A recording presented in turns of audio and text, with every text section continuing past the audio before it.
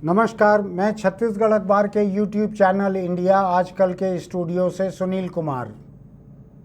आज सबसे बड़ी खबर यही है जो इस वक्त सुप्रीम कोर्ट में सुनवाई चल रही है, अरविंद केजरीवाल की गिरफ्तारी की। हिंदुस्तान के इतिहास का शायद ये पहला मौका है कि मौजूदा मुख्यमंत्री को गिरफ्तार किया गया। कुछ और मुख्यमंत्री रहते हैं, गिरफ्तारी की नौबत आने के पहले इस्तीफा दे देते हैं। अरविंद केजरीवाल लेकिन अड़े हुए थे। इस्तीफा तो दूर रहा, ईडी की दर्जनों बार खबर आने पे, सम्मन आने पे भी वो ईडी के बुलावे पे पूछताछ के लिए नहीं गए। तो नहीं गए। कल जब उनको एक हाईकोर्ट से, दिल्ली हाईकोर्ट से कोई राहत नहीं मिली ईडी की पूछताछ के खिलाफ, तो ईडी उनके घर गई रात में और जाकर उनसे पूछताछ की, तलाशी ली, गिरफ्तार किया, ले आई। आज अभी सुप्रीम कोर्ट में कांग्रेस पार्टी के एक बड़े वकील अभिषेक मनु सिंघवी आम आदमी पार्टी के दिल्ली के मुख्यमंत्री अरविंद केजरीवाल के लिए खड़े हैं सुप्रीम कोर्ट में। इसकी सुनवाई चल रही है। हो सकता है कि मैं जो कहूं उसके बाद अदालत का कोई आदेश आ जाए, कोई नोटिस आ जाए, लेकिन मैं जो कह रहा हूं वो सुप्रीम कोर्ट का कोई आदेश आने के पहले तक की बात है। ईडी का मामला क्या था जिसको लेकर दिल्ली के उप मुख्यमंत्री मनीष सिसोदिया और वहां के आबकारी मंत्री, इन दो लोगों को गिरफ्तार किया गया था। लंबे समय से जेल में हैं सिसोदिया, कहीं से जमानत नहीं हो पा रही है। दरअसल ईडी का कानून इतना कड़ा बन गया है कि उसमें जमानत की गुंजाइश नहीं रहती है। लोगों का कहना है कि ईडी जितने समय तक बिना जमानत जेल में रख पाती है लोगों को, वही सजा रहती है, ऐसा कहना है लोगों का। तो अरविंद केजरीवाल ईडी की हिरासत में है। उनको एक अलग अदालत में पेश किया गया होगा आज। सुप्रीम कोर्ट में अरविंद केजरीवाल की तरफ से पिटीशन लगाई गई है गिरफ्तारी के खिलाफ, और आम आदमी पार्टी के दिल्ली के नेताओं ने यह कहा है कि अरविंद केजरीवाल इस्तीफा नहीं देंगे, वो जेल में रहकर वहां से सरकार चलाएंगे। बड़ी अजीब नौबत है, मुख्यमंत्री जेल में रहकर सरकार चलाएंगे। तो मुझको ऐसा लगता है कि किसी पत्रकार को अगर जेल हो जाए तो वो कहे कि मैं यहाँ बैठकर यहाँ से अपना अखबार चलाऊंगा या अपना चैनल चलाऊंगा या चलाऊंगी।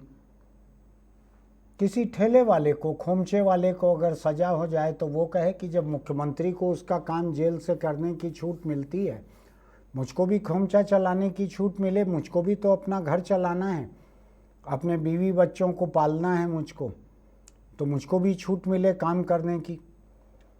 कोई मुख्यमंत्री में ऐसा कोई सुरखाब का पर नहीं लगे रहता है कि केवल उन्हीं को काम करने की छूट मिले। अगर छूट मिलेगी तो सभी लोगों को काम करने की छूट मिलेगी। फिलहाल आम आदमी पार्टी जो है, जिस दिन से पार्टी बनी है उस दिन से इसके तेवर अड़ने के रहते हैं, लड़ने के रहते हैं, भिड़ने के रहते हैं। तो वो अभी भिड़ रही है, ईडी से भिड़ रही है, नियमों से भिड़ रही है, कानून से भिड़ रही है। उनके तरफ से सुप्रीम कोर्ट में जो वकील अभी बहस करेंगे उसमें ईडी के एक्ट की कुछ बुनियादी चीज़ों को भी चुनौती दे सकते हैं। वो देखना है वहाँ पे क्या होता है। लेकिन इसके पहले ये बात समझने की ज़रूरत है कि लोकसभा चुनाव के पहले अरविंद केजरीवाल को जो गिरफ्तार किया गया है, उनकी पार्टी की दो प्रदेशों में सरकार है, एक पंजाब में, एक दिल्ली में। इन दोनों जगहों पे क्या असर होगा? किसी मुख्यमंत्री को जब गिरफ्तार किया जाता है, हालांकि वो पहली बार ही शायद ये हो रहा है किसी मुख्यमंत्री की गिरफ्तारी, लेकिन किसी नेता को जब गिरफ्तार किया जाता है तो उनकी पार्टी को नफ़ा होता है कि नुकसान होता है? हेमंत सोरेन को जब गिरफ्तार किया गया उसके पहले उन्होंने इस्तीफा दे दिया था, वहाँ पर नए मुख्यमंत्री चुन लिए गए थे, तब उनको गिरफ्तार किया गया था। चुनाव में देखना है कि झारखंड मुक्ति मोर्चा को फायदा होता है या नुकसान होता है। लेकिन आज हमारे सामने जो जानकारी है वो ये है कि इंडिया गठबंधन की बहुत सारी पार्टियां, जिनमें सबसे आगे कांग्रेस पार्टी है, कांग्रेस पार्टी के राहुल गांधी के बारे में खबर आ रही है कि वो केजरीवाल के घर जा सकते हैं। अभी कांग्रेस पार्टी के दिल्ली के भूतपूर्व सांसद संदीप दीक्षित, जो कि दिल्ली की भूतपूर्व मुख्यमंत्री शीला दीक्षित अब नहीं रह गई हैं वो, ये उनके बेटे हैं संदीप दीक्षित। और केजरीवाल ने एक समय शीला दीक्षित पर भ्रष्टाचार के बहुत सारे आरोप लगाए थे, लेकिन संदीप दीक्षित ने आज खुलकर केजरीवाल की गिरफ्तारी का विरोध किया है। कल रात से किया है उन्होंने विरोध, आज फिर उन्होंने दोहराया है। उन्होंने खिलाफ कहा है केजरीवाल की गिरफ्तारी के। कांग्रेस पार्टी और आम आदमी पार्टी इस मुसीबत की घड़ी में एक दूसरे के करीब आ रहे हैं। आपको ध्यान होगा कि राहुल गांधी की संसद की सदस्यता जब खत्म की गई थी, उस वक्त आम आदमी पार्टी ने राहुल गांधी का साथ दिया था, खुलकर बयान दिया था।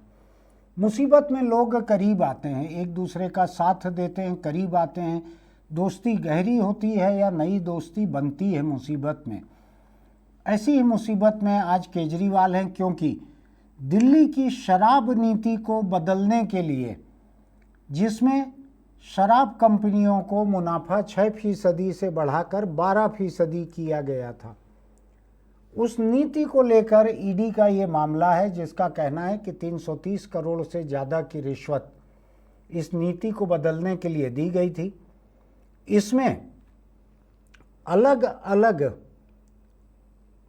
स्तर पर फैसले हुए, अलग अलग स्तर पर कंपनियों से बात हुई। ईडी का केस ये है कि ये दिल्ली मंत्रिमंडल ने इस नीति को मंजूरी दी थी, जिसके मुखिया केजरीवाल थे, इसलिए केजरीवाल इसमें शामिल हैं। उप मुख्यमंत्री मनीष सिसोदिया भी उसमें थे, वो भी शामिल हैं। आबकारी मंत्री थे, शायद जैन नाम है उनका, वो भी इसमें शामिल थे। तो ईडी का मामला यह है कि ये 330 करोड़ से अधिक की रिश्वत ली गई, जिसमें से 45 करोड़ रुपया शायद गुजरात और गोवा के चुनाव के लिए भेजा आम आदमी पार्टी ने, वहाँ खर्च भी किया गया, हवाला से भेजा गया ये पैसा, ऐसा इनका कहना है। अब 2-3 तरह के सवाल उठते हैं यहाँ पे।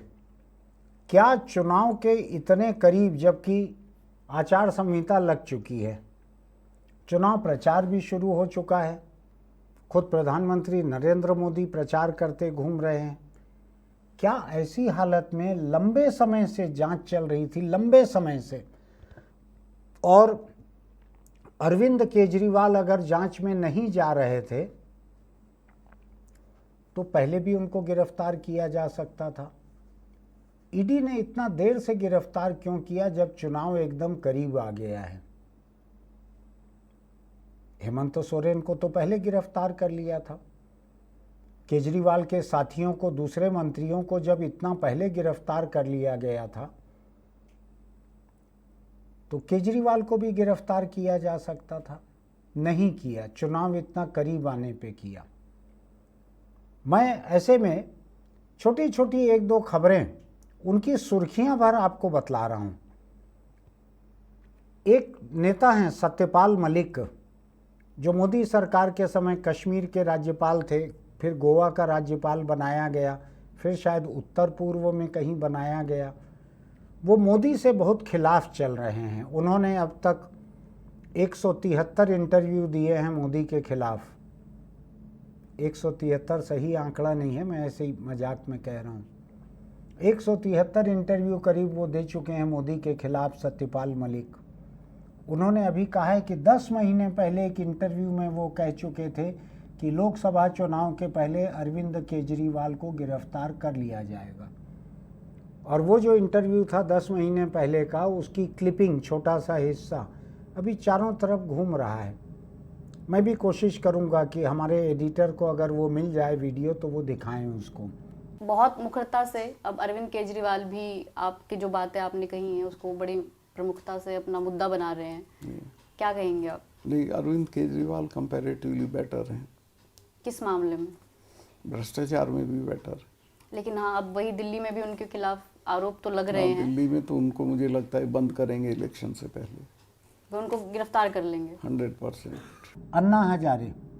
अन्ना हजारे से जब पूछा गया कि आपका क्या कहना है इस बारे में, तो अन्ना हजारे ने कहा कि उन्होंने अरविंद केजरीवाल को 2 बार चिट्ठी लिखी थी। अरविंद केजरीवाल ने उनकी बात नहीं सुनी। उनका कहना यह है कि दिल्ली के मुख्यमंत्री को उनकी करतूतों के कारण ईडी ने गिरफ्तार किया है। अन्ना हजारे का कहना है कि उन्होंने शराब नीति लागू नहीं करने के लिए 2 बार केजरीवाल को चिट्ठी लिखी थी। अन्ना हजारे ने उनसे कहा था कि हमारा काम आबकारी नीति बनाने का नहीं है। अन्ना हजारे ने कहा था कि उन्होंने केजरीवाल से 2 बार चिट्ठी लिखी, लेकिन केजरीवाल ने उनकी बात नहीं सुनी। अब कानून अपना काम कर रहा है, सरकार के लिए जो जरूरी रहेगा करेगा। मेरी केजरीवाल के लिए कोई सलाह नहीं है, उनको केजरीवाल के हालत पे कोई दुख भी नहीं है। आपको ध्यान होगा जब यूपीए सरकार थी उस समय दिल्ली में बड़ा आंदोलन चला था अन्ना हजारे की अगुवाई में, जिसमें रामदेव से लेकर किरण बेदी तक और अरविंद केजरीवाल से लेके एक कर्नाटक के रिटायर्ड हाईकोर्ट जज थे जस्टिस हेगड़े तक और स्वघोषित श्री श्री रविशंकर तक, ये तमाम लोग उस आंदोलन में शरीक थे। बड़ा लंबा आंदोलन चला था। उसी दौरान कोई एक फ़ोटो भी आई थी, अगर मुझको ठीक से याद है तो, रामदेव नाम का एक आदमी महिलाओं का सलवार सूट पहनकर कहीं से भाग रहा था। ठीक है, अपनी जान बचा के सबको भागने का हक रहता है। ये एक अलग बात है कि रामदेव की जान को कोई भी खतरा नहीं था। खैर, आपको ध्यान होगा अन्ना हजारे अनशन पर बैठे थे, उनकी हालत ख़राब हो रही थी। अरविंद केजरीवाल भी वहीं पर अनशन कर रहे थे। उनका शर्ट जो आमतौर पे 3 साइज़ बड़ा रहता है, उस अनशन के बाद 5 साइज़ बड़ा हो गया था। ऐसा लग रहा था जैसे खेत के बिजूके को शर्ट पहनाकर वहाँ बिठा दिया गया है। ऐसी हालत हो गई थी केजरीवाल की। हमारे एडिटर को अगर केजरीवाल की वो फ़ोटो मिलेगी तो आपको दिखा भी देंगे। वो आंदोलन था पूरा का पूरा जन लोकपाल बनाया जाए, भ्रष्टाचार को रोकने के लिए एक ऐसी संवैधानिक संस्था बनाई जाए जिसका नाम जन लोकपाल रहे, जहां जाके लोग शिकायत कर सकें किसी की भी, मुख्यमंत्री की भी, प्रधानमंत्री की भी, राष्ट्रपति की भी, किसी की भी शिकायत कर सकें। इस कुर्सी के अंदर कुछ ना कुछ समस्या है। जो इस कुर्सी के ऊपर बैठता है वही गड़बड़ हो जाता है। तो कहीं ऐसा तो नहीं कि इस आंदोलन से जब विकल्प निकलेगा और वो लोग जब कुर्सी पे जाके बैठेंगे, कहीं वो ना भ्रष्ट हो जाएं, कहीं वो ना गड़बड़ करने लगें। ये एक भारी चिंता है हम लोगों के मन में। बन गया बाद में जन लोकपाल, कानून भी बन गया, जन लोकपाल कोई नियुक्त भी हो गया। केजरीवाल ने पिछले 10 साल से जन लोकपाल शब्द का भी इस्तेमाल नहीं किया है, बल्कि वो किसी एक वाक्य में जन और लोक और पाल, ये 3 शब्द अलग अलग भी नहीं बोलते हैं। सावधान रहते हैं कि कोई याद न दिला दे, आपने तो भ्रष्टाचार के खिलाफ जन लोकपाल की बात कही थी। अब भ्रष्टाचार, सैकड़ों करोड़ के भ्रष्टाचार के आरोप आपके ऊपर लग रहे हैं। अब क्यों नहीं देते इस मामले को जन लोकपाल को? क्यों इस्तीफा नहीं दे देते? आप यूपीए सरकार के खिलाफ, मनमोहन सिंह सरकार के खिलाफ इतना आक्रामक, हमलावर आंदोलन चला रहे थे, उसके तथाकथित भ्रष्टाचार को लेकर, जो साबित नहीं हो पाया। अब आप साथ में हो, यूपीए सरकार में जो पार्टियां थी, सबसे अगुआ पार्टी कांग्रेस, उसके साथ में हो आप। आज आपको बचाने के लिए कांग्रेस का ही वकील खड़ा हुआ है, भले आपसे फीस ले रहा होगा। अभिषेक मनु सिंघवी हैं तो कांग्रेस के। राहुल गांधी आपके घर अभी जाने वाले हैं। आप कांग्रेस के साथ में लंच डिनर कुछ कर रहे हो, सीटों का तालमेल चल रहा है। इसी के खिलाफ आपने 10 साल पहले देश का भ्रष्टाचार के खिलाफ सबसे बड़ा आंदोलन चलाया था। उस आंदोलन में अन्ना हजारे को छोड़कर आपने एक राजनीतिक दल बना लिया था, आम आदमी पार्टी, और आप राजनीति करने लगे थे। चुनाव लड़कर आप जीत के आ गए सत्ता में, तब से दिल्ली की सत्ता में बने हुए हो। अरविंद केजरीवाल जो है वो कितनी हमदर्दी के हकदार हैं। जब इन्होंने आम आदमी पार्टी नाम की पार्टी बनाई थी, उस वक्त मैंने अपने अखबार में एडिटोरियल लिखा था कि चुनाव आयोग को इस पार्टी को मान्यता नहीं देनी चाहिए, इसलिए कि इसके नाम में ही आदमी शब्द है, इसमें औरत की जगह नहीं है। ये गैर बराबरी की पार्टी है। ये जेंडर इक्वलिटी के खिलाफ है। औरत मर्द की बराबरी की बात नहीं करती है ये पार्टी। लेकिन चुनाव आयोग और मेरी सोच अलग अलग है। मेरी नज़रों में महिलाओं का जो महत्व है चुनाव आयोग की नज़रों में नहीं रहा होगा। शायद यही वजह है कि जब से चुनाव आयोग बना है इसमें पुरुष ही पुरुष अधिक रहते आए हैं, एक हाथ कोई महिला एक हाथ 2 बार कभी रही हो। तो खैर अरविंद केजरीवाल को आम आदमी पार्टी नाम से मान्यता मिल गई थी और ये लगातार सरकार से, दिल्ली के उपराज्यपाल थे नजीब जंग, रायपुर के कलेक्टर रह चुके हैं, हमारे दोस्त हैं, उनके साथ टकराव मोल लेते रहे लगातार। ये आज करण थापर के एक इंटरव्यू में नजीब जंग से जब पूछा गया अरविंद केजरीवाल का आपका क्या तजुर्बा है, तो उन्होंने कहा कि 15-16 तक, जब तक वो वहाँ के एलजी थे, लेफ्टिनेंट गवर्नर थे, तब तक अरविंद केजरीवाल बेईमान थे निजी रूप से, ऐसा उनको दिखा नहीं था किसी मामले में, ये उन्होंने कहा। लेकिन बहुत पुरानी बात है, 2016 की बात है। उसके बाद से गंगा में अब तक खरबों लीटर पानी बह चुका है। तो अरविंद केजरीवाल बहुत ईमानदार हैं, बहुत बेईमान हैं, ऐसा तो ठीक कहना अभी ठीक नहीं होगा, मामला अदालत में है। लेकिन एक दूसरी बात यह है, आम आदमी पार्टी की सरकार जो है देश की बहुत सी और सरकारों के मुकाबले कम बेईमान है, ऐसा जरूर लोगों का मानना है। कल ही मुझसे एक शराब कारोबारी की बात हो रही थी, उन्होंने मुझको कहा कि आज के हालात में कोई जितना ईमानदार हो सकता है या हो सकती है, उस हिसाब से अरविंद केजरीवाल 100% ईमानदार हैं। वो शराब कारोबारी थे, उनको शराब का मालूम था सब मामला ये।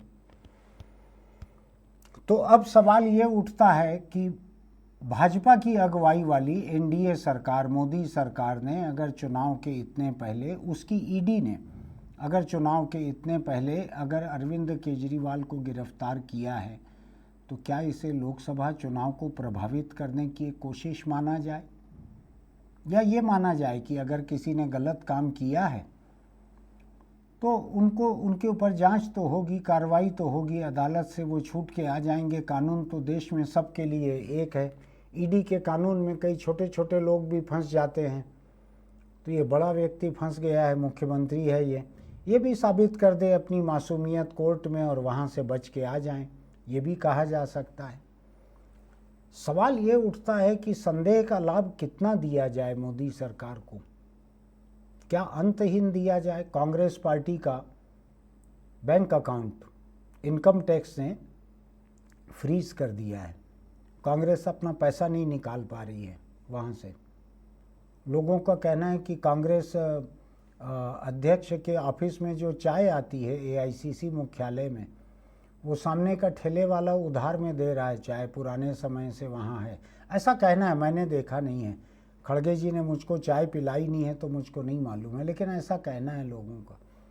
लोगों का कहना है कि राहुल गांधी के लिए प्लेन का इंतजाम करने में भी कांग्रेस को दिक्कत हो रही है। हालांकि मुझको ऐसा नहीं लगता है, मुझको लगता है कर्नाटक जैसे संपन्न राज्य में अगर कांग्रेस की सरकार है तो रुपए पैसे का इंतजाम तो कुल मिला के चुनाव लड़ने के लिए हो ही जाएगा।